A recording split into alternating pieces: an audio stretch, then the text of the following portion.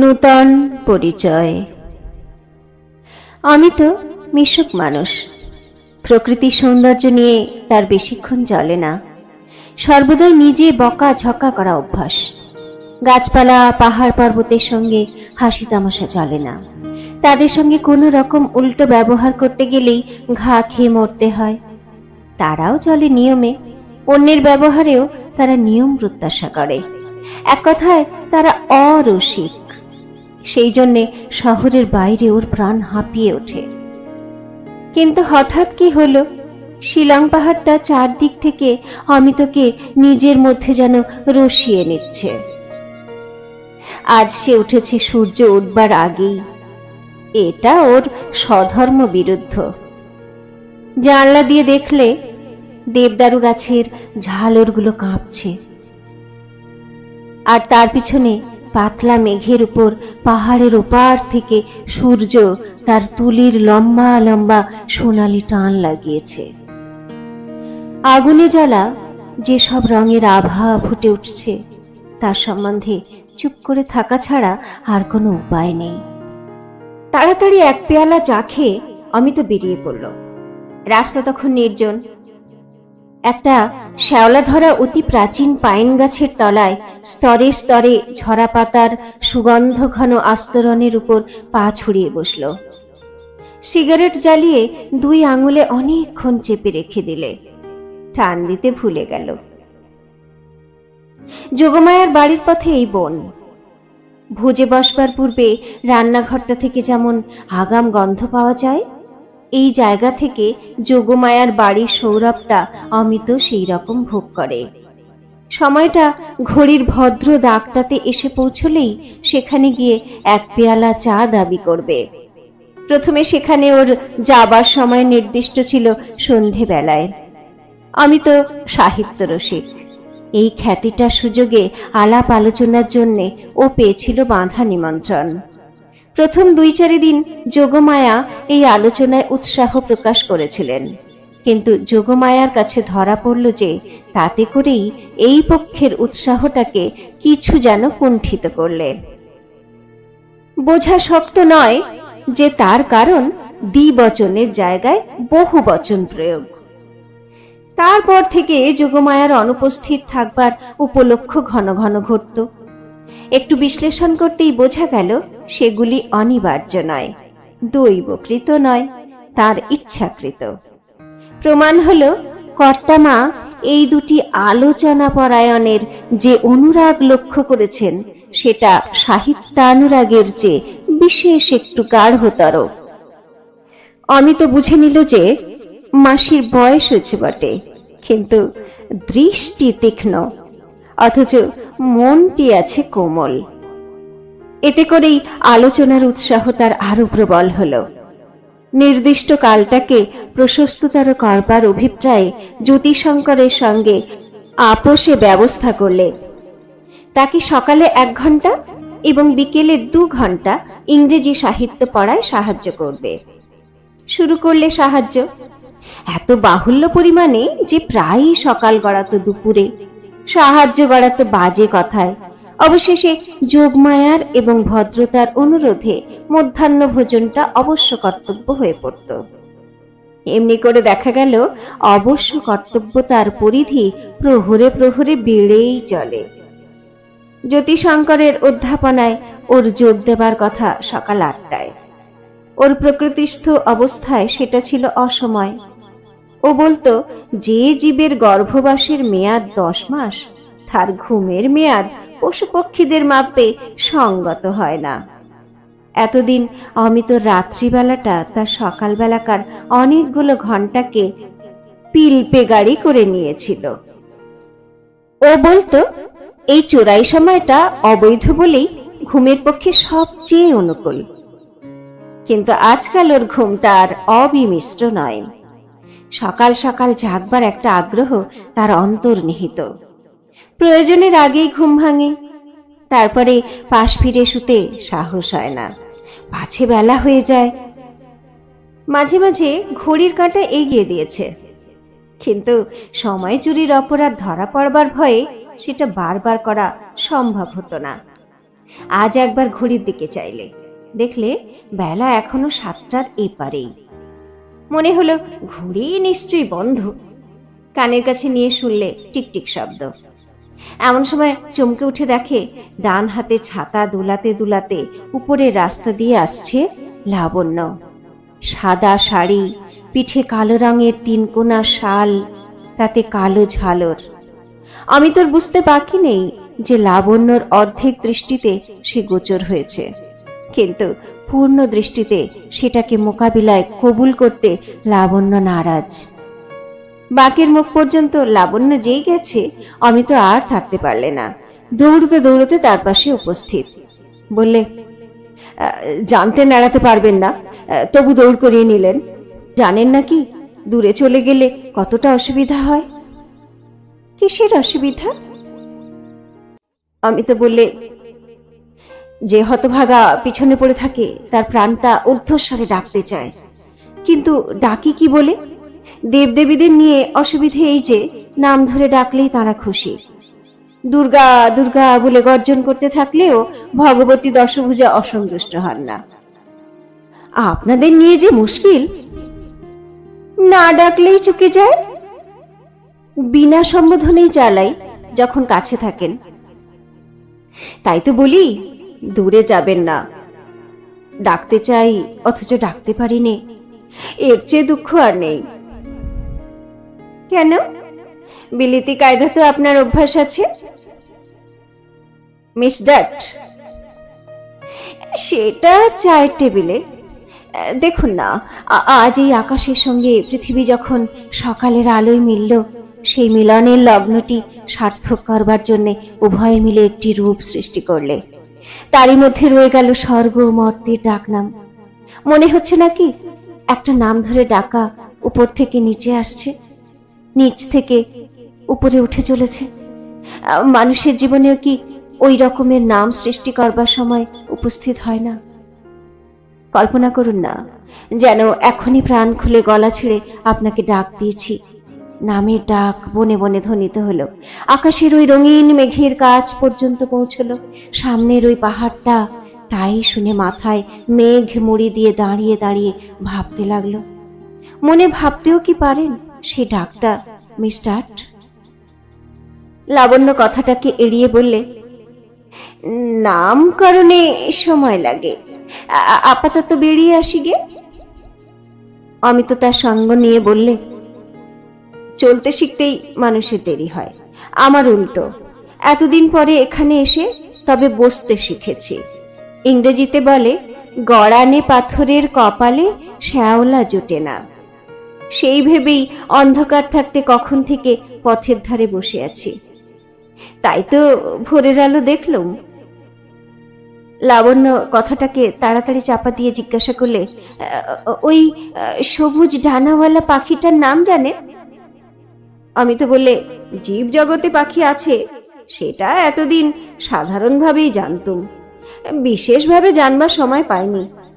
এখানে এসে আশ্চর্য এই যে স্পষ্ট জানতে পেরেছি পাখি আছে, এমনকি তারা গানও গায়। লাবণ্য হেসে উঠে বললে, আশ্চর্য। আমি তো বললে, হাসছেন? আমার গভীর কথাতেও গাম্ভীর্য রাখতে পারিনি। হ্যাঁ, ওটা মুদ্রাদোষ। আমার জন্মলগ্নে আছে চাঁদ। ওই গ্রহটি কৃষ্ণ চতুর্দশী সর্বনাশা রাত্রেও একটুখানি মুচকে না হেসে মরতেও জানে না।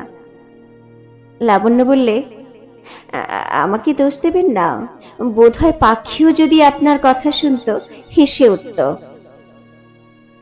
আমি তো বললে, দেখুন, আমার কথা লোকে হঠাৎ বুঝতে পারে না বলেই হাসে, বুঝতে পারলে চুপ করে বসে ভাবতো। আজ পাখিকে নতুন করে জানছি, এ কথায় লোকে হাসছে, কিন্তু এর ভিতরের কথাটা হচ্ছে এই যে আজ সমস্তই নতুন করে জানছি, নিজেকেও। এর উপরেও তো হাসি চলে না। ওই ওই দেখুন না, কথাটা একই, অথচ এইবার আপনি একেবারেই চুপ। লাবণ্য হেসে বললে, আপনি তো বেশি দিনের মানুষ না, খুবই নতুন। আরো নতুনের ঝোঁক আপনার মধ্যে আসে কোথা থেকে? এর জবাবে খুব একটা গম্ভীর কথাই বলতে হলো, যা চায়ের টেবিলে বলা চলে না। আমার মধ্যে নতুন যেটা এসেছে সেটাই অনাদিকালের পুরনো। ভোরবেলাকার আলোর মতোই সে পুরনো, নতুন ফোটা ভুঁই চাপা ফুলেরই মতো। চিরকালের জিনিস নতুন করে আবিষ্কার। কিছু না বলে লাবণ্য হাসলে। অমিত বললে, আপনার এবারকার এই হাসিটি পাহারাওয়ালার চোর ধরা গোল লণ্ঠনের হাসি। বুঝেছি আপনি যে কবির ভক্ত, তার বই থেকে আমার মুখের এ কথাটা আগেই পড়ে নিয়েছেন। দোহাই আপনার, আমাকে দাগি চোর ঠাওরাবেন না। এক এক সময় এমন অবস্থা আসে, মনের ভিতরটা শঙ্করাচার্য হয়ে ওঠে। বলতে থাকে, আমি লিখেছি কি আর কেউ লিখেছে, এই ভেদ জ্ঞানটা মায়া। এই দেখুন না, আজ সকালে বসে হঠাৎ খেয়াল গেল আমার জানা সাহিত্যের ভিতর থেকে এমন একটা লাইন বের করি যেটা মনে হবে এইমাত্র স্বয়ং আমি লিখলাম। আর কোনো কবির লেখবার সাধ্যই ছিল না। লাবণ্য থাকতে পারলে না, প্রশ্ন করলে, বের করতে পেরেছেন? হ্যাঁ, পেরেছি। লাবণ্যর কৌতূহল আর বাধা মারল না, জিজ্ঞাসা করে ফেললে, লাইনটা কি বলুন না? For God's sake, hold your tongue and let me love. লাবণ্যর বুকের ভিতরটা কেঁপে উঠল। অনেকক্ষণ পরে অমিত জিজ্ঞাসা করলে, আপনি নিশ্চয়ই জানেন লাইনটা কার? লাবণ্য একটু মাথা বেঁকিয়ে ইশারায় জানিয়ে দিলে, হ্যাঁ। অমিত বললে, সেদিন আপনার টেবিলে ইংরেজ কবি ডনের বই আবিষ্কার করলাম, নইলে এ লাইন আমার মাথায় আসতো না। আবিষ্কার করলেন? আবিষ্কার নয় তো কি, বইয়ের দোকানে বই চোখে পড়ে, আপনার টেবিলে বই প্রকাশ পায়। পাবলিক লাইব্রেরির টেবিল দেখেছি, সেটা তো বইগুলিকে বহন করে। আপনার টেবিল দেখলাম, সে যে বইগুলিকে বাসা দিয়েছে। সেদিন ডনের কবিতাকে প্রাণ দিয়ে দেখতে পেয়েছি। মনে হলো অন্য কবির দরজায় ঠেলাঠেলি ভিড়, বড় লোকের শ্রাদ্ধে কাঙালি বিদায়ের মতো। ডনের কাব্যমহল নির্জন, ওখানে দুটি মানুষ পাশাপাশি বসবার জায়গাটুকু আছে। তাই অমন স্পষ্ট করে শুনতে পেলুম আমার সকালবেলাকার মনের কথাটি। দোহাই তোদের, একটুকু চুপ কর, ভালোবাসিবারে দে আমারে অবসর। লাবণ্য বিস্মিত হয়ে জিজ্ঞাসা করলে, আপনি বাংলা কবিতা লেখেন নাকি? ভয় হচ্ছে, আজ থেকে লিখতে শুরু করব। বা নতুন অমিত রায় কি যে কাণ্ড করে বসবে, পুরনো অমিত রায়ের তা কিছু জানা নেই। হয়তোবা সে এখনই লড়াই করতে বেরোবে। লড়াই কার সঙ্গে? সেইটে ঠিক করতে পারছিলে। কেবলই মনে হচ্ছে খুব মস্ত কিছু একটার জন্য এক্ষুনি চোখ বুজে প্রাণ দিয়ে ফেলা উচিত। তারপরে অনুতাপ করতে হয় রয়ে বসে করা যাবে। লাবণ্য হেসে বললে, প্রাণ যদি দিতেই হয় তো সাবধানে দেবেন। সে কথা আমাকে বলা অনাবশ্যক। কমিউনাল রায়টের মধ্যে আমি যেতে নারাজ। মুসলমান বাঁচিয়ে ইংরাজি বাঁচিয়ে চলব। যদি দেখি বুড়ো সুড়ো গোছের মানুষ, অহিংস্র মেজাজের ধার্মিক চেহারা, শিঙে বাজিয়ে মোটর হাঁকিয়ে চলেছে, তার সামনে দাঁড়িয়ে পথ আটকিয়ে বলবো, যুদ্ধং দেহি। ওই যে লোক অজীর্ণ রোগ সারবার জন্যে হাসপাতালে না গিয়ে এমন পাহাড়ে আসে, খিদে বাড়াবার জন্যে নির্লজ্জ হয়ে হাওয়া খেতে বেরোয়। লাবণ্য হেসে বললে, লোকটা তবু যদি অমান্য করে চলে যায়। তখন আমি পিছন থেকে 2 হাত আকাশে তুলে বলবো, এবারকার মতো ক্ষমা করলাম, তুমি আমার ভ্রাতা, আমরা এক ভারত মাতার সন্তান। বুঝতে পারছেন, মন যখন খুব বড় হয়ে ওঠে তখন মানুষ যুদ্ধও করে, ক্ষমাও করে। লাবণ্য হেসে বললে, আপনি যখন যুদ্ধের প্রস্তাব করেছিলেন মনে ভয় হয়েছিল, কিন্তু ক্ষমার কথা যেরকম বোঝালেন তাতে আশ্বস্ত হলুম যে ভাবনা নেই। অমিত বললে, আমার একটা অনুরোধ রাখবেন? কি বলুন? আজ খিদে বাড়াবার জন্যে আর বেশি বাড়াবেন না। আচ্ছা বেশ, তারপরে? ওই নিচে গাছতলায় যেখানে নানা রঙের ছ্যাপলা পড়া পাথরটার নিচে দিয়ে একটুখানি জল ঝিরঝির করে বয়ে যাচ্ছে, ওইখানে বসবেন, আসুন। লাবণ্য হাতে বাঁধা ঘড়িটার দিকে চেয়ে বলল, কিন্তু সময় যে অল্প। জীবনে সেইটাই তো শোচনীয় সমস্যা লাবণ্য দেবী, সময় অল্প। মরুপথে সঙ্গে আছে 8 মশক মাত্র জল, যাতে সেটা উছলে উছলে শুকনো ধুলোয় মারা না যায় সেটা নিতান্তই করা চাই। সময় যাদের বিস্তর তাদেরই পাংচুয়াল হওয়া শোভা পায়। দেবতার হাতে সময় অসীম, তাই ঠিক সময়টিতে সূর্য ওঠে, ঠিক সময়ে অস্ত যায়। আমাদের মেয়াদ অল্প, পাংচুয়াল হতে গিয়ে সময় নষ্ট করা আমাদের পক্ষে অমিতব্যয়িতা। অমরাবতীর কেউ যদি প্রশ্ন করে, ভবে এসে করলে কি, তখন কোন লজ্জায় বলবো? ঘড়ির কাঁটার দিকে চোখ রেখে কাজ করতে করতে জীবনে যা কিছু সকল সময়ের অতীত তার দিকে চোখ তুলবার সময় পাইনি। তাই তো বলতে বাধ্য হলুম, চলুন ওই জায়গাটাতে। ওর যেটাতে আপত্তি নেই সেটাতে আর কারো যে আপত্তি থাকতে পারে, অমিত সেই আশঙ্কাটাকে একেবারে উড়িয়ে দিয়ে কথাবার্তা কয়। সেই জন্যে তার প্রস্তাবে আপত্তি করা শক্ত। লাবণ্য বললে, চলুন। ঘন বনের ছায়া, সরু পথ নেমেছে নিচে একটা খাসিয়া গ্রামের দিকে। অর্ধপথে আর এক পাশ দিয়ে ক্ষীণ ঝর্ণার ধারা এক জায়গায় লোকালয়ের পথটাকে অস্বীকার করে তার উপর দিয়ে নিজের অধিকার চিহ্ন স্বরূপ নুড়ি বিছিয়ে স্বতন্ত্র পথ চালিয়ে গেছে। সেইখানে পাথরের উপর দুজনে বসল। ঠিক সেই জায়গায় খাতটা গভীর হয়ে খানিকটা জল জমে আছে, যেন সবুজ পর্দার ছায়ায় একটি পর্দানসীন মেয়ে। বাইরে পা বাড়াতে তার ভয়। এখানকার নির্জনতার আবরণটাই লাবণ্যকে নিরাবরণের মতো লজ্জা দিতে লাগলো। সামান্য যা তা একটা কিছু বলে এইটাকে ঢাকা দিতে ইচ্ছে করছে, কিছুতেই কোনো কথা মনে আসছে না। স্বপ্নে যেরকম কণ্ঠরোধ হয় সেই দশা। আমি তো বুঝতে পারলে একটা কিছু বলা চাই।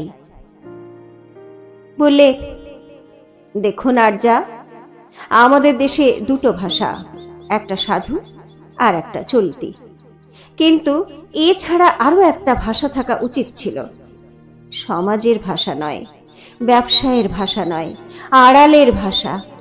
এই রকম জায়গার জন্য পাখির গানের মতো, কবির কাব্যের মতো সেই ভাষা অনায়াসেই কণ্ঠ দিয়ে বেরোনো উচিত ছিল, যেমন করে কান্না বেরোয়। সেজন্যে মানুষকে বইয়ের দোকানে ছুটতে হয়, সেটা বড় লজ্জা। প্রত্যেকবার হাসির জন্য যদি ডেন্টিস্টের দোকানে দৌড়দৌড়ি করতে হতো তাহলে কি হতো ভেবে দেখুন। সত্যি বলুন লাবণ্য দেবী, এখনই আপনার সুর করে কথা বলতে ইচ্ছে করছে না? লাবণ্য মাথা হেঁট করে চুপ করে বসে রইল। অমিতা বললে, চায়ের টেবিলের ভাষায় কোনটা ভদ্র কোনটা অভদ্র তার হিসেব মিটতে চায় না, কিন্তু এ জায়গায় ভদ্রও নেই অভদ্রও নেই। তাহলে কি উপায় বলুন? মনটাকে সহজ করবার জন্যে একটা কবিতা না আওড়ালে তো চলছে না। গদ্যে অনেক সময় নেয়, অত সময় তো হাতে নেই। যদি অনুমতি করেন তো আরম্ভ করি। দিতে হলো অনুমতি, নইলে লজ্জা করতে গেলেই লজ্জা। অমিত ভূমিকায় বললে, রবি ঠাকুরের কবিতা বোধহয় আপনার ভালো লাগে। হ্যাঁ লাগে, আমার লাগে না। অতএব আমাকে মাফ করবেন। আমার একজন বিশেষ কবি আছে, তার লেখা এত ভালো যে খুব অল্প লোকেই পড়ে। এমনকি তাকে কেউ গাল দেবার উপযুক্ত সম্মানও দেয় না। ইচ্ছে করছি আমি তার থেকে আবৃত্তি করি। আপনি এত ভয় করছেন কেন? এ সম্বন্ধে আমার অভিজ্ঞতা শোকাবহ। কবিবারকে নিন্দে করলে আপনারা যাতে ঠেলেন, তাকে নিঃশব্দে পাশ কাটিয়ে বাদ দিয়ে চললে তাতে কারো কঠোর ভাষার সৃষ্টি হয়। যা আমার ভালো লাগে তাই আর একজনের ভালো লাগে না, এই নিয়ে পৃথিবীতে যত রক্তপাত। আমার কাছ থেকে রক্তপাতের ভয় করবেন না। আপন রুচির জন্যে আমি পরের রুচির সমর্থন ভিক্ষে করি নে। এটা বেশ বলেছেন। তাহলে নির্ভয়ে শুরু করা যাক। রে অচেনা, মোর মুষ্টি ছাড়াবি কি করে, যতক্ষণ চিনি নাই তোরে। বিষয়টা দেখেছেন? না চেনার বন্ধন, সবচেয়ে কড়া বন্ধন। না চেনা জগতে বন্দী হয়েছি, চিনে নিয়ে তবে খালাস পাব। একেই বলে মুক্তিতত্ত্ব। কোন অন্ধক্ষণে বিজড়িত তন্দ্রা জাগরণে, রাত্রি যাবে সবে হয় ভোর, মুখ দেখিলাম তোর। চক্ষু পরে চক্ষু রাখি শুধালেম, কোথা সঙ্গোপনে আছো আত্মবিস্মৃতির কোণে। নিজেকে ভুলে থাকার মতো কোনো এমন ঝাপসা কোণ আর নেই। সংসারে কত যে দেখবার ধন দেখা হলো না, তারা আত্মবিস্মৃতির কোণে মিলিয়ে আছে। তাই বলে তো হাল ছেড়ে দিলে চলে না। তোর সাথে চেনা সহজে হবে না, কানে কানে মৃদু কণ্ঠে নয়, করে নেব জয় সংশয়ে কুণ্ঠিত তোর বাণী। দৃপ্ত বলে লব টানি, শঙ্কা হতে লজ্জা হতে দ্বিধা দ্বন্দ্ব হতে নির্দয় আলোতে। একেবারে নাছোড় বান্দা, কত বড় জোর দেখেছেন রচনার পৌরুষ। জাগিয়া উঠিবি অশ্রুধারে, মুহূর্তে চিনিবি আপনারে। ছিন্ন হবে ডোর, তোরে মুক্তি দিয়ে তবে মুক্তি হবে মোর। ঠিক এই টানটি আপনার নামজাদা লেখকের মধ্যে পাবেন না। সূর্যমণ্ডলে এ যেন আগুনের ঝড়। এ শুধু লিরিক নয়, এ নিষ্ঠুর জীবন তত্ত্ব। লাবণ্যের মুখের দিকে এক দৃষ্টিতে চেয়ে বললে, হে অচেনা, দিন যায় সন্ধ্যা হয়, সময় রবে না। তীব্র আকস্মিক বাধা বন্ধ ছিন্ন করি দিক, তোমারে চেনার অগ্নি দীপ্ত শিখা উঠুক উজ্জ্বলি, দিব তাহে জীবন অঞ্জলি। আবৃত্তি শেষ হতে না হতেই অমিত লাবণ্যর হাত চেপে ধরলে। লাবণ্য হাত ছাড়িয়ে নিলে না। অমিতর মুখের দিকে চাইলে, কিছু বললে না।